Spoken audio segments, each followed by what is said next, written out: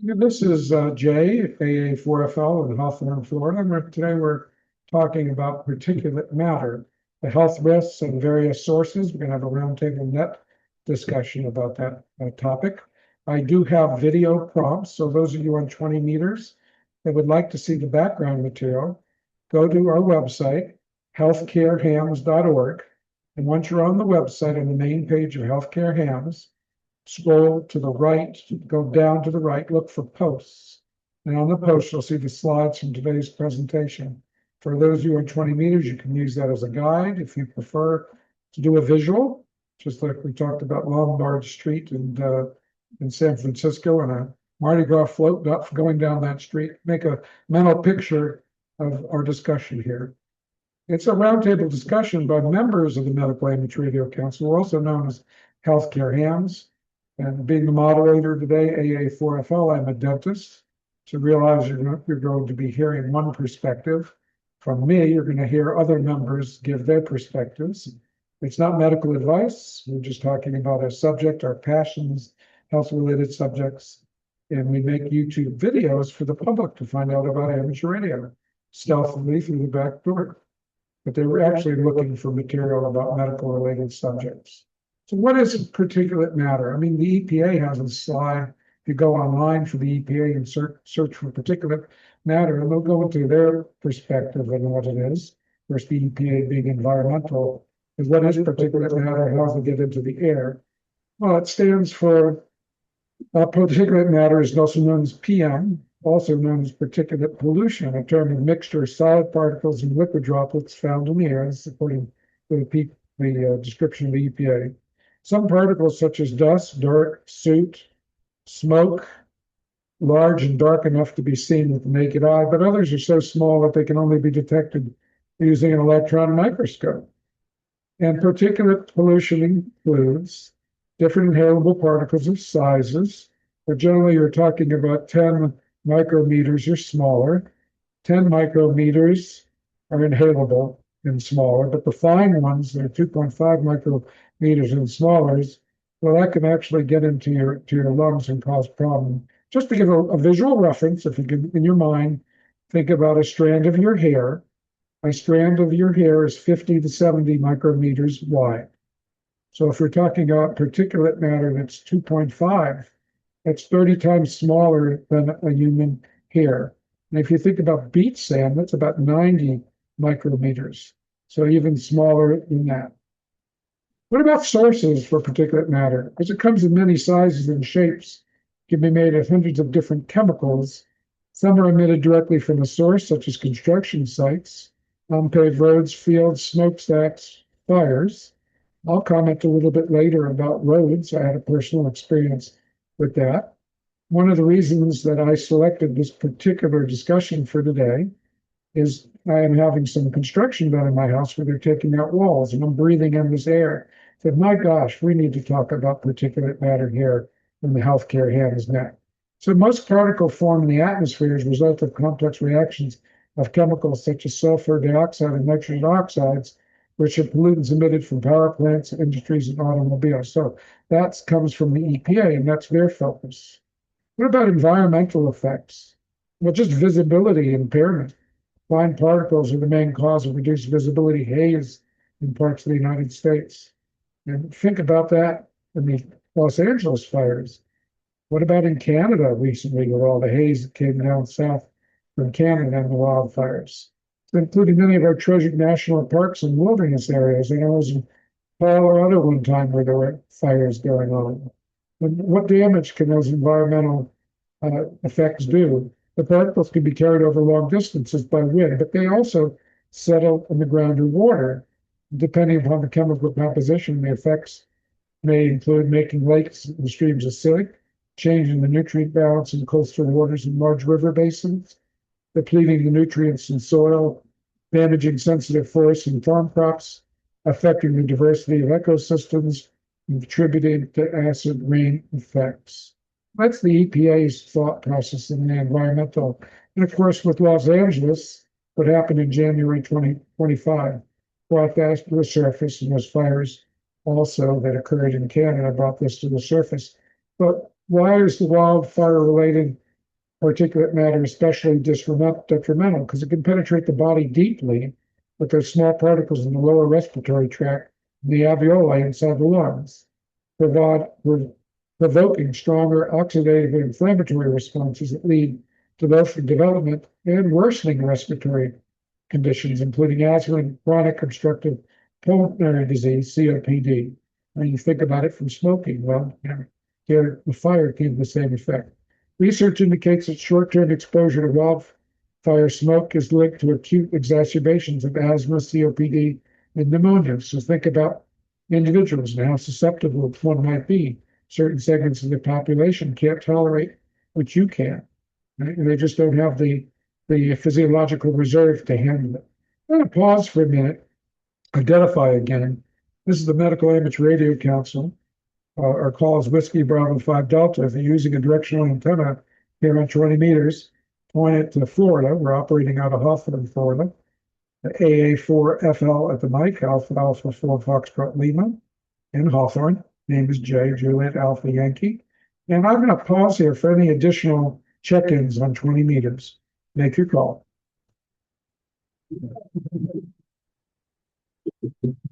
No additional 20-meter check-ins. And we're going to continue here before we roundtable, just with a little bit of the background. For those of you on 20 meters, I am using slides as a prompt. We're not relying on anything video here, video related, because it is a 20-meter net, by the way, as one knows. But I'll give big descriptions that allow you to look for it on the internet, or go to the healthcarehands.org website and go to the main page, scroll down on the right-hand column. You'll see a post section, and the slides that I'm using as prompts to guide my discussion are there.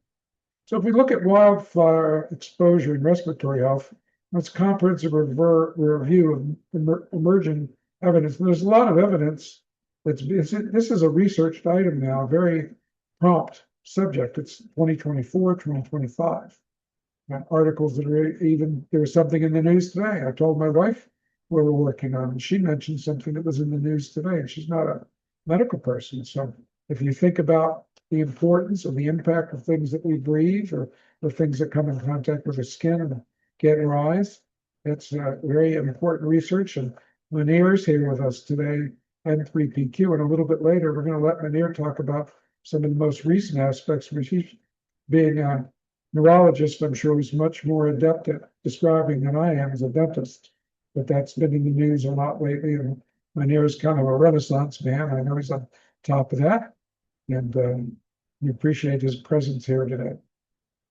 But health and environmental effects of particulate matters. I mean, what can happen? We just talked about neurological that Munir's going to discuss, but it's the size of the particles directly linked to their potential for causing health problems. Small particles less than 10 micrometers, as we mentioned, pose the greatest problems because they can get deep into your lungs, maybe even in your bloodstream. And what happens once they're in the bloodstream? Where do they go then? And again, what about the shape of the particular particle? So exposure to such particles can affect both your lungs and your heart. And it was interesting to see something that was listed and what was omitted, some of the newer things that one might think about. The numerous scientific studies have linked particulate pollution exposure to a variety of problems, including premature death in people with heart or lung disease, non-fatal heart attacks, irregular heartbeat, aggravated asthma, decreased lung function, increased respiratory symptoms, such as irritation of the airways, coughing, or difficulty breathing. So individuals that already have heart or lung disease, children, older adults, minority populations, low socioeconomic status populations are most likely to be affected. Why low socioeconomic status? Well, overall health may be affected. There may be higher rates of diabetes and other medical issues, and they may live closer to a source. And think about people that take waste, like India, what might get into the atmosphere. So they're individuals that are more susceptible to what may not bother the average person. Now, that's not on the list of EPA, not everything that we're aware of, but what other considerations are there? What about occupational? What about travel risks? I had a personal experience with particulate matter and travel risks we'll talk about in a little bit. lung physiology and particulate matter is important, a significant contributor to respiratory diseases and linked to various health issues. So what is PM? A mixture of gaseous and particulate components, being particularly harmful due to its ability to penetrate deep into the lungs, as we talked about, because of getting deep into the small airways and alveoli, leading to severe respiratory problems. The mechanisms themselves that affect lung physiology include inflammation, oxidative stress, and damage to the actual cells, the epithelial cells, the fibroblasts. These fibroblasts, they can lead to a decrease in lung function and exacerbate existing respiratory conditions. So anybody that thinks about cigarette smoking can relate to that. May not put two and two together, but that's to a high degree what they're talking about. And there's articles, and there's one by Hamanaka and Martulu in the Department of Medicine section of Pulmonary and Critical Care Medicine at the University of Chicago, just a recent article. And you can find that online. It's called Particulate Matter Air Pollution Effects on Respiratory System in the Journal of Clinical Investigation. That's a fairly new article. And as you go through that article, they talk about air pollution, what it comprised of, and how it's associated, according to them, with 4.7 million premature deaths per year. Among the modifiable risk factors, air pollution exposure contributes to 8% of the disability adjusted life and ranks it above factors as high blood pressure, above factors such as high blood pressure, smoking, high fasting, plasma glucose. So that puts it in perspective how damaging it can be. And we don't always have a choice. Sometimes we do, but it's part of life. We live in a world full of risk, and we have to balance that risk with personal choices. There are things we can control and things we can't control. Living in big cities have a different risk factor than living in the country, but even living in an area where pollen is heavy can cause all kinds of problems. But chronic obstructive pulmonary disease, pulmonary fibrosis, pneumonia, acute respiratory distress syndrome, and lung cancer are some of the possible outcomes from a respiratory standpoint.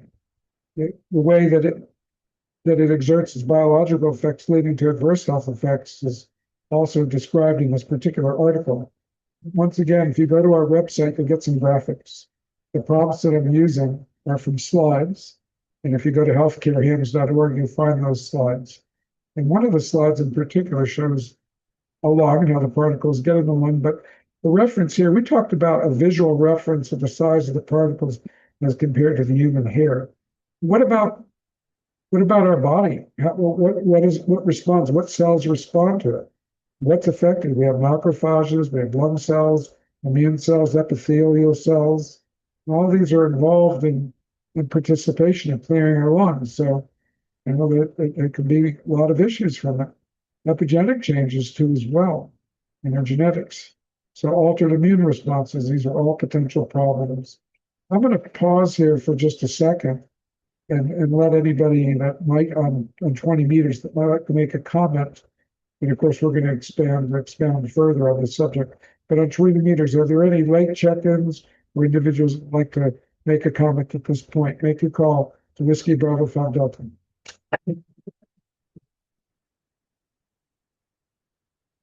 Well, once again, we're open to all amateurs, so everyone is welcome to participate. I see we also have N4TSC with us here as well from Boca Raton, Florida. So we're going to check in Jerry as well. Do we have anyone else that would like to comment on the Zoom side of things? Make a call to Whiskey Bravo 5 Delta.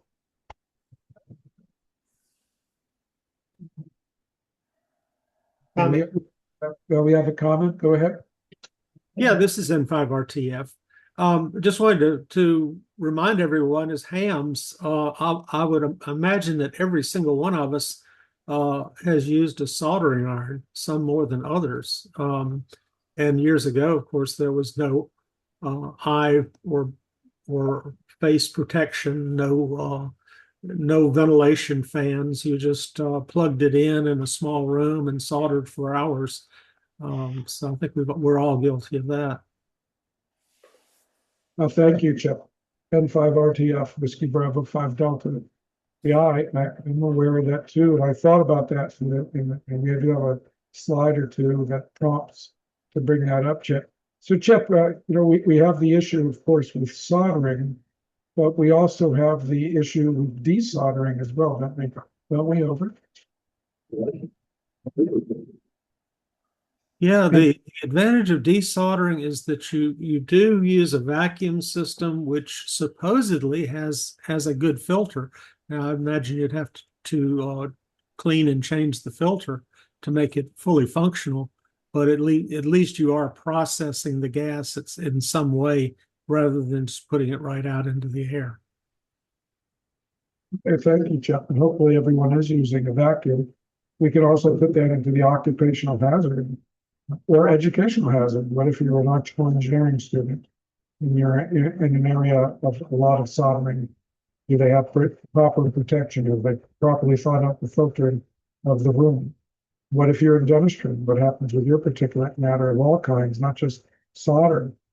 Any occupational hazard where you can get particulate matter. We'll talk about that as well. But what about cardiovascular effects in general? It linked to a range of cardiovascular effects, including changes in heart function, atherosclerotic plaque progression, and death. Epidemiological studies have shown increases in mortality for both short-term and long-term PM 2.5 micrometer exposures.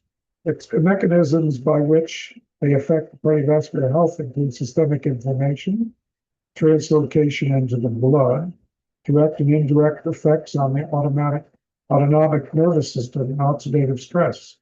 So those effects can lead to impaired vascular function, increased blood pressure, reduced heart pumping ability, all which can exacerbate ischemic heart disease and heart failure. And as we previously mentioned, not everybody has that capacity, the backup capacity. They already have compromised health.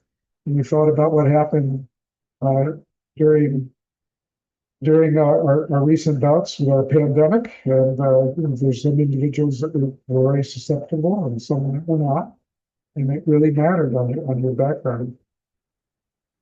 Air pollution and cardiovascular disease. There's an article you can read on Medicine and Life on air pollution and cardiovascular diseases, the mechanisms, evidence, and mitigation strategies. And in the abstract, one of the most urgent environmental health issues, air pollution, major effect on cardiovascular health. Among other pollutants, the fine particle matter we just talked about can cause a number of cardiovascular illnesses that we talked about also, including myocardial infarction, stroke, and hypertension. And the purpose of the review in that particular article was to investigate mitigation and preventative measures. So they went through articles, peer-reviewed articles between the years of 2015 and 2025. It was conducted with databases such as PubMed, Web of Science, Google Scholar, and they looked at the relationship between those small particles and cardiovascular disease, incorporating many different perspectives. So I'll let you research that, and if you're more interested, you can look either through a Google search, or once again, go to healthcarehams.org. We have our slides posted, and you go into the entry page of the website, scroll down and look in the right-hand column, and you'll have access to those slides. There's another aspect that we're going to switch over to, the ocular effects. And we do have at least one ophthalmologist with us, but potentially two here today. And maybe they would like to comment on the consequences of exposure to particulate matter on the ocular surface.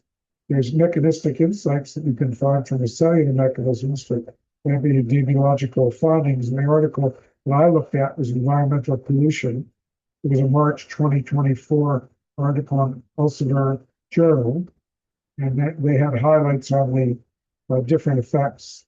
And I'm going to just briefly give what the highlights are and answer ophthalmologists to mention whether or not they've seen this directly of individuals that might be in particular occupations or different age groups.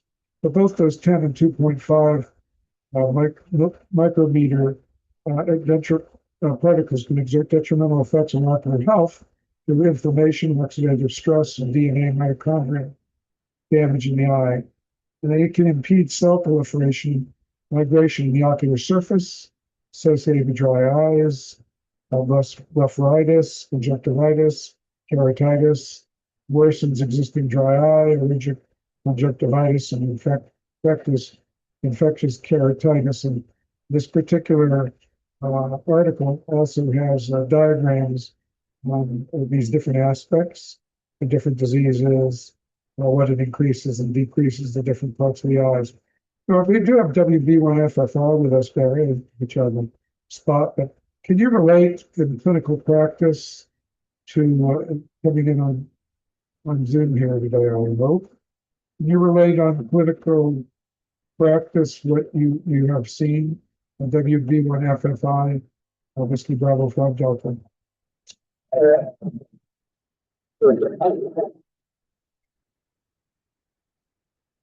Okay, perhaps Barry stepped away for a minute. Jerry, and for TSC, are you with us today? Another ophthalmologist? Go ahead. Okay, I think Barry is back with us. WB1FFI on Zoom here. Could you unmute? And we're talking about some of the ocular effects in your private practice. How often were particulate matter thoughts like hazards from occupational industry, things like, for example, maybe after you had treated individuals for eye diseases and they, precautions you gave them, what to avoid afterwards. Can you think of any instances that are tied to small particles in the air, either from work and environmental that affected your clinical practice, Barry? Turning the mic over to WB1FFI on the Zoom side. This is Whiskey Bravo 5 Delta. Yeah, in terms of foreign bodies, which are usually larger than what we're talking about particulate size, you mean that's clearly a occupational and recreational hazard. Corneal foreign bodies, and if it's low speed, high speed injuries, of course, can cause intraocular. But from the point of like particulates or dust, usually that's not a major issue. Just some irrigation is sufficient to wash them out of the eye. It's a temporary nuisance, but doesn't cause any permanent issues. So as far as, systemic and so forth, I can't think of anything, unless I'm just blanking on it, that particulate matter would have it as an ocular complication. Jay, back to you. Okay, thank you, Barry. So you're saying that short-term exposure can just be rinsed out from the eye, but how would you feel if somebody was in a situation where they had long-term exposure? What if they were in an area of wildfires, for example? Could that affect them? Over.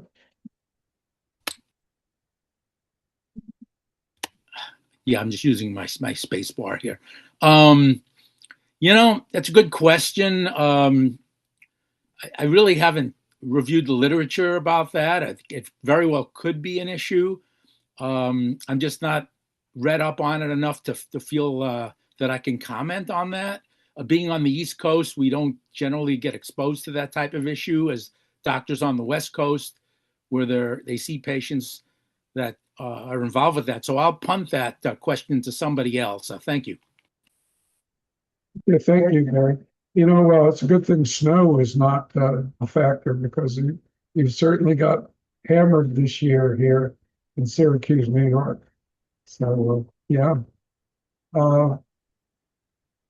N3IM is with us here today, too, as well. So we have you checked in. We also have N4JEL here with us as well. We do have 19 people checked in. On 20 meters, this for ID purposes, the Medical Amateur Radio Council grand rounds on the internet, having a roundtable discussion on particulate matter. Do we have anybody else that would like to check in? We're open to all amateurs. Make your call to Whiskey Bravo 5 Delta.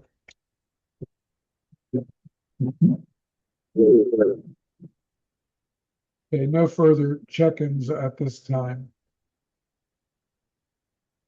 And if you go to that article we were mentioning, it just shows the kind of damages that can occur. So Barry, I'd imagine there's time when you're replacing people's lenses. People that over time, as they get elderly and they start to lose their vision, they get clouded. And what about right after those surgeries? Are there any precautions that you could think of that might, do they have to wear goggles, for example?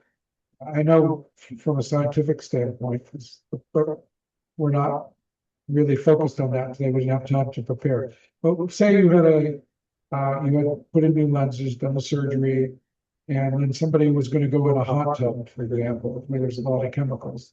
I mean, would you request them to wear goggles, for example, to make sure nothing gets into their eyes? WB1FFI, Whiskey Bravo 5 Delta.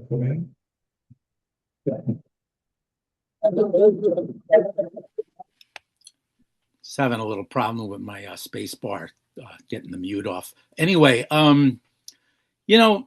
eye surgery nowadays, the wound, we're talking about a 2 millimeter entry wound into the eye, and it's a pretty self-sealing wound because it's a shelved wound, as opposed to years ago when we had to do large incisions and sutures and a whole bunch of other issues. So on modern cataract surgery, we use antibiotics in the eye for a few weeks afterward, along with some corticosteroids, just to keep inflammation under control. Yeah, I mean, we tell people to avoid getting stuff in their eye, certainly for the first several days after the surgery, just to minimize infection or so forth. But it's pretty straightforward instructions, clearly avoiding recreation that involves high speed things, pickleball, tennis, and so forth. So it's really a minimal recommendation. It's just not a major issue for us. Usually we use an eye shield for maybe a day after the surgery, just because patients have a tendency to rub an eye immediately post-op, and there also might be a little groggy from some of the little bit of a sedation. But after 24 hours, they're pretty much with it, minimal discomfort. And if they have any discomfort, they should be seen, because it's something else might be going on. I hope that answers the question, Jay. Well, it does. WB1FFI, AA4FL. Thank you for elaborating on that. And once again, you can go to that particular article slide and show you what goes on in the eye. And I think maybe to surmise this, Barry, you're saying that trauma is much more concern than the actual particles themselves. So if somebody was in an area of a lot of particulate matter, you wouldn't want them rubbing their eyes afterwards. But pickleball, wearing a shield, things like that, you just don't go into those high-risk situations for a while as well. So I'd imagine that lasers also make a big difference. You had mentioned wound sizes and such. Imagine lasers have a certain degree to self-seal as well, or certainly make it a lot less likely to have those problems. But, it's interesting, Barry, and having these conversations here that we do.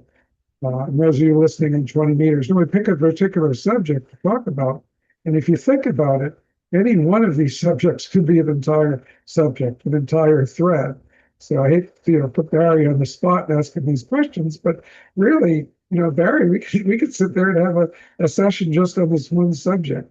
So we're just doing a little overview here today. Speaking of overviews, there's effects or questions on the neurological standpoint. And, we've talked about things like microplastics in the past, and we're talking about different shapes of particulate matters, and we're talking about the breathing in and getting in the bloodstream. So, what about the blood-brain barrier? Does it protect the brain? And is there current research that's going on? For example, things like Alzheimer's. Are they finding any particulate matter in the brain that you're aware of, Manera? I'm going to turn the mic over to M3. Yes, hi, thank you, Jay. This is Munir, November 3. Volume.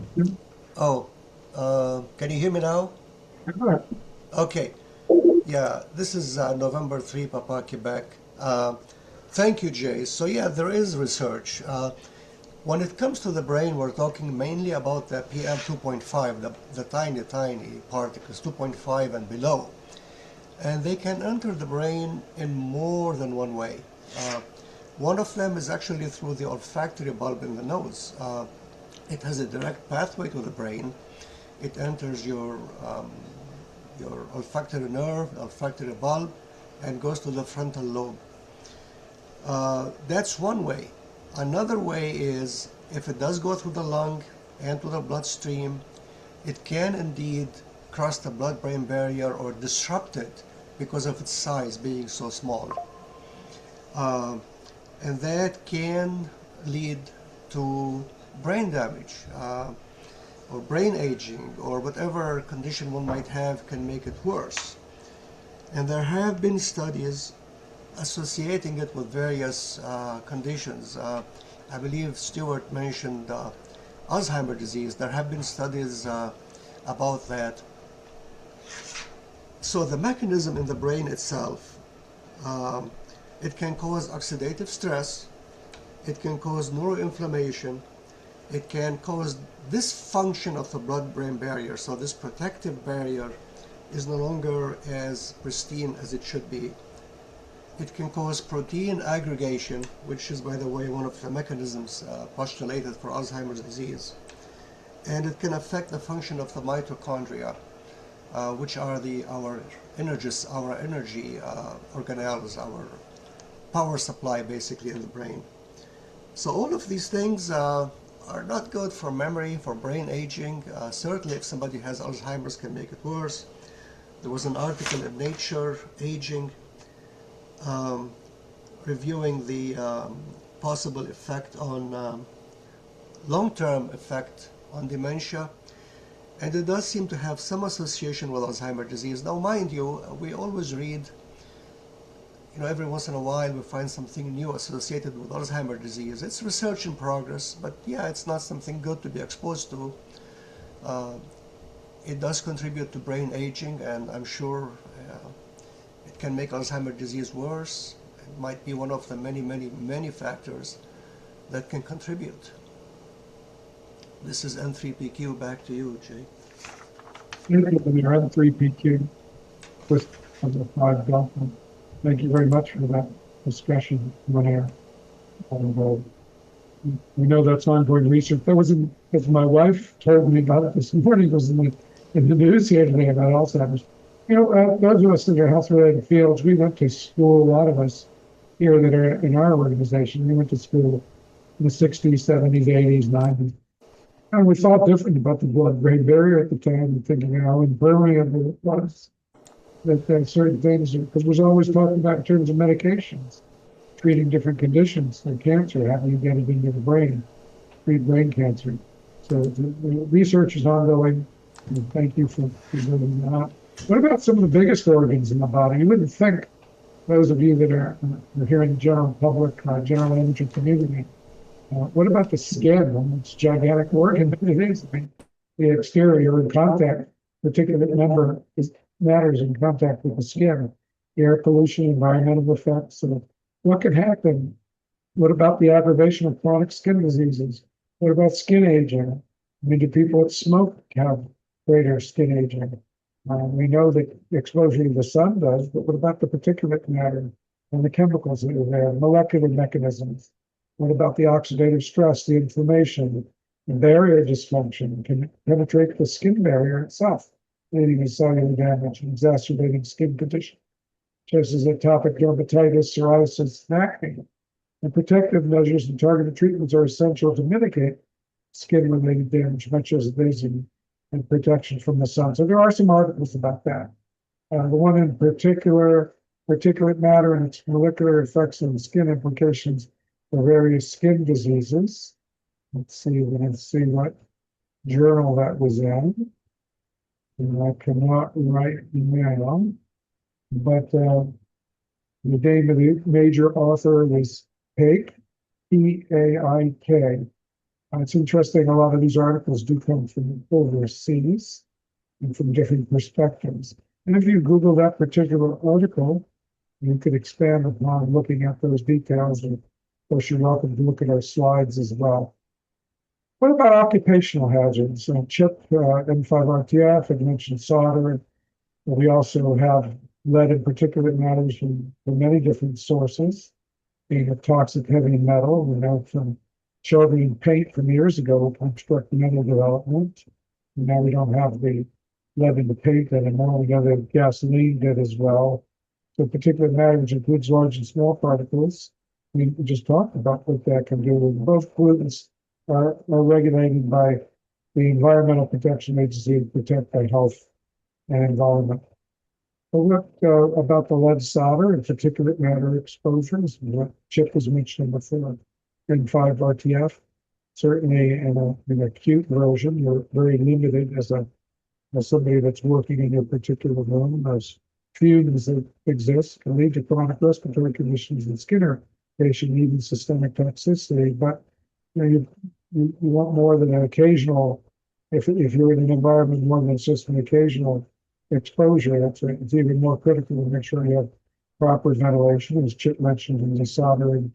You have suction, so maybe getting the air out of the environment. But what about, it's white collar descriptions, and asbestos. We can all be exposed to asbestos in our work environment at different times. It's being mitigated, and they don't have to do it safely. But all you have to do is look at attorney advertisements through the years from mesothelioma, and you know all about asbestos. And so many people work in industries where they were exposed to asbestos, but there's not going to be industry. At the dental school at UF, the building was built in 1972, and they're constantly mitigating areas of the building for asbestos exposure. My old dental office, private office, the neighbors had asbestos shingles on the building. So yes, that's a factor. It's particulate matter. What about a dentist getting into white collar? What about occupational dental mercury exposure? Dentists putting in silver fillings, taking out silver fillings. I know they use a vacuum and suction, but there's a lot of talk, and if you go in Europe, particularly, of mercury exposure is an issue. I don't know if dentists have been shown to have any greater risk. You think they would have been the ones to, and we're moving away from using silver fillings towards non-metallic fillings, which in themselves have particulate matter. We're talking about microplastics and acrylics. The dentists themselves, in the Journal of Toxicity, had an airborne dental material article on particulates of occupation exposure, computational and field insights into airflow dynamics and control strategies. So you can certainly look that one up. It's a recent article from 2025. But it's not just silver particles. Anytime you're doing any kind of adjustment, you can generate dust. What if you're using a lathe? When you're using a lathe, do you take proper precautions? Are you wearing a mask? What about the plastics, polymethyl methacrylate? It's present in so many different aspects. What if you're working with 3D printer and in a room where those papers are created? There's on and on and on the things that we need to discuss about in the environments, whether it be in the office, in the occupation hazard. Things even you wouldn't think of, like street sweepers. People that are doing a lot of cleaning up, do they get exposed? Are they always wearing masks? They're probably getting quite a bit of exposures. I'm going to change in just a minute here, but I'm going to identify. We're going to talk something that's a little more radio related. So this is Alpha Alpha 4 Foxtrot London at the mic, AA 4 Alpha Hawthorne Florida for Whiskey Bravo 5 Delta, the Medical Amateur Radio Council, identifying brain knots in the air. We've been identifying throughout our broadcast. If you're using a directional antenna, you might want to point it towards Florida. Do we have any additional check-ins at this time? Make your call. Okay, no additional 20-meter check-ins.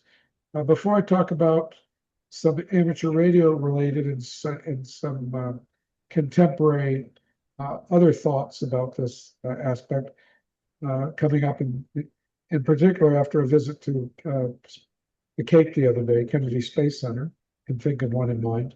Do we have any other comments now on 20 meters? Make your comment, make a call to make your comment.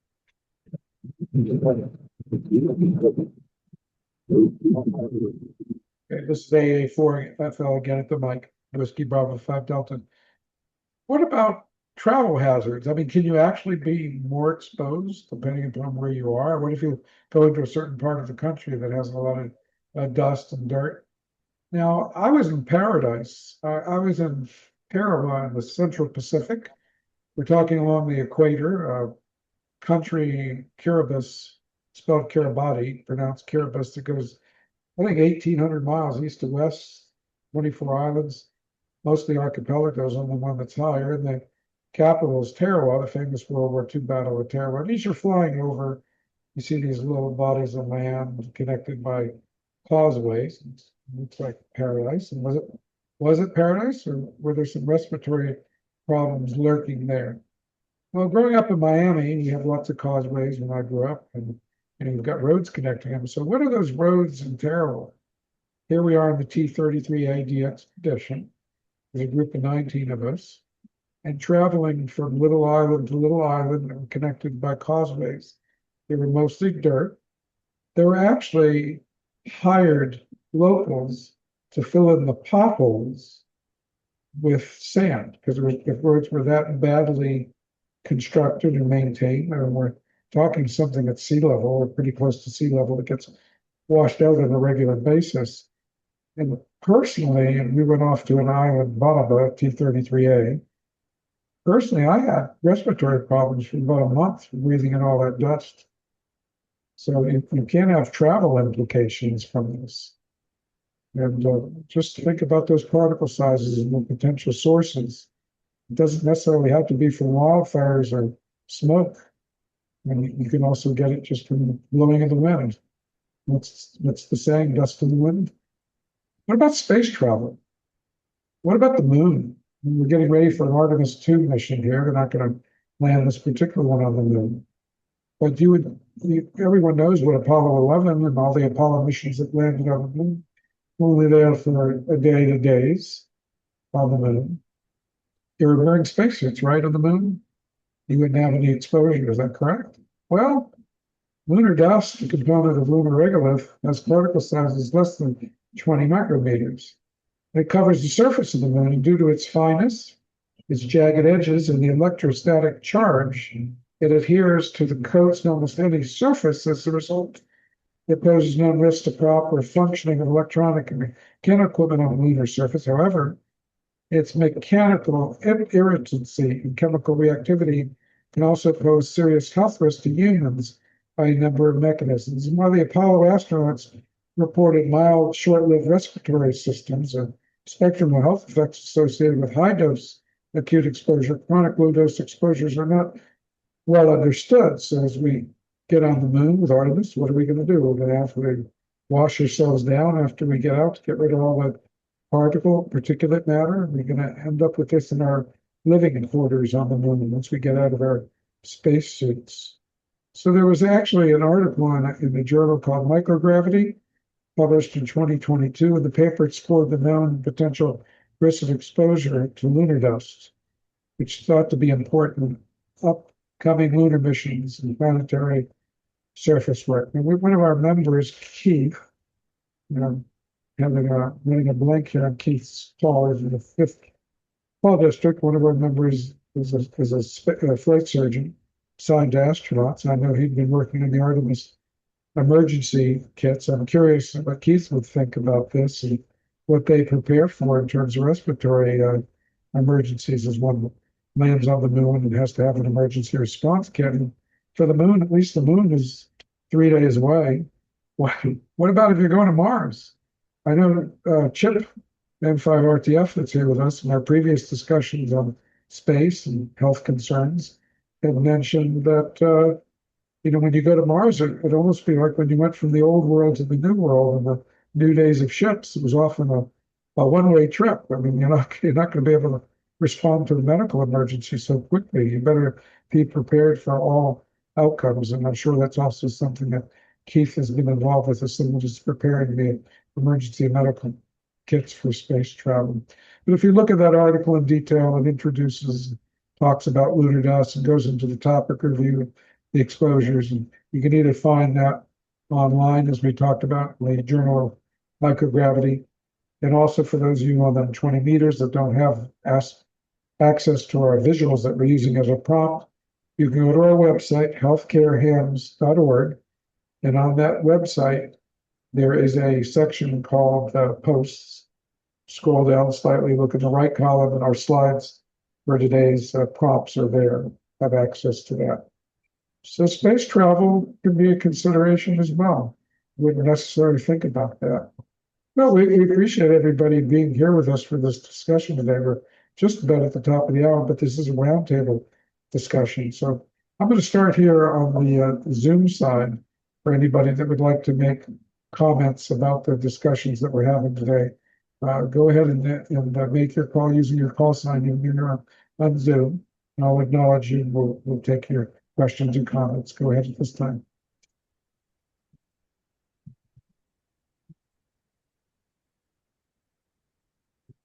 Okay. Is there anyone on 20 meters that would like to make comments? Go ahead. We are doing recordings here for YouTube. So we hope that individuals that are listening on YouTube realize this is a ham radio net. And here we've involved many of our members in the discussion. But everyone is always welcome to join us on 20 meters on amateur radio. We do have Zoom simulcasts for our members because being on shortwave radio is not ideal. You can't necessarily talk through the entire country or entire world. Why amateur radio operators relish being able to talk to far distances, the frequencies that we use have vagaries or limitations on what everyone can participate in, less than Zoom simulcasts.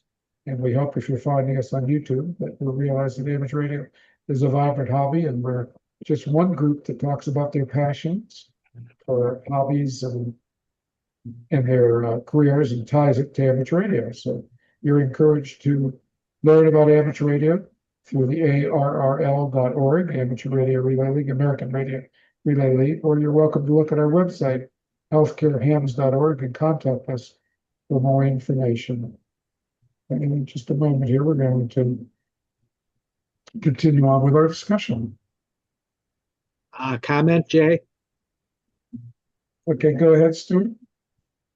With regard to the known correlation between PM 2.5 and Alzheimer's disease, it should be noted that the incidence of Alzheimer's disease has been dropping in recent decades. It's harder to find new cases of Alzheimer's disease, and this correlates with a decrease in the amount of PM 2.5 in our environment.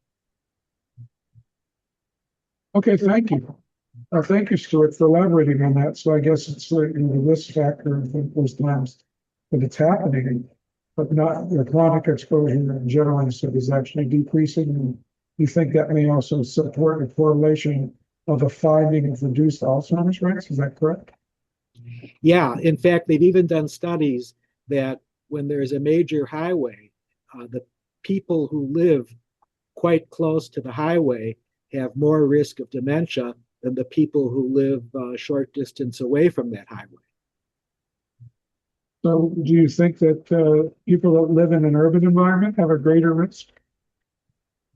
It gets complicated because of the mixing of the air. I'm not sure I've seen a study of urban versus rural.